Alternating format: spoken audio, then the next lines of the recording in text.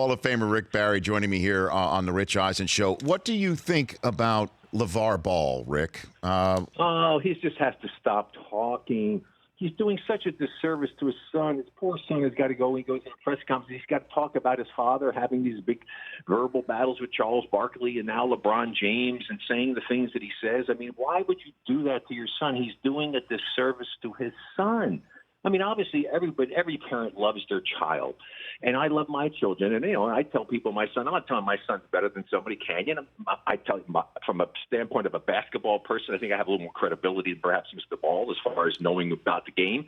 My son could play in the NBA if given the chance. But that's the extent that I go to. If somebody gives him a chance, I think they'll be really surprised. But to go on and say that he can be Michael Jordan, he can do this, and he can do that, that's crazy. Just let your sons play, do the talking, and enjoy his success, and keep your mouth shut. Well, but you see his son is maybe used to it, though, Rick. You know what I'm saying? I mean, it doesn't seem to be affecting his play so far. No, I'm not saying it's going to affect his play, but just the fact that he has to deal with it. He goes to a press conference and he has to deal with what his father's saying and these verbal battles he's having with all these well-known people. I mean, why should he have to do that? I mean, he shouldn't have to do that. And what did you ever have a moment where, when Brent or John or obviously Canyon coming through the ranks, where you had to hold your tongue about what you wanted to say about how good they were or what impact that they were going to make in the game in not only their name but yours? No, I think I just give an evaluation as someone who knows the game of basketball, not as a father. I just talk and be honest about what I think of their ability to play the game. That's it. Nothing of great extent. I never meddle, never get into talking about the coaches as far as going out in public and saying what I think about what the coaches are doing or how they're handling and stuff. I've tried, and I've been very successful of not being a meddling parent. And I think that's the way that you have to approach it. It's not easy. I think it's more difficult when you really know the game well. I mean, I know the game exceptionally well, and you see what's going on. You know what your son's doing correctly, incorrectly. You see things the coaches are doing that are good things that are bad things. But you just sit back, you watch it, and you deal with it. But you don't go out in public and talk about it. So if I put you out there one-on-one with him, Rick, what would it be, 11-0, 15-0?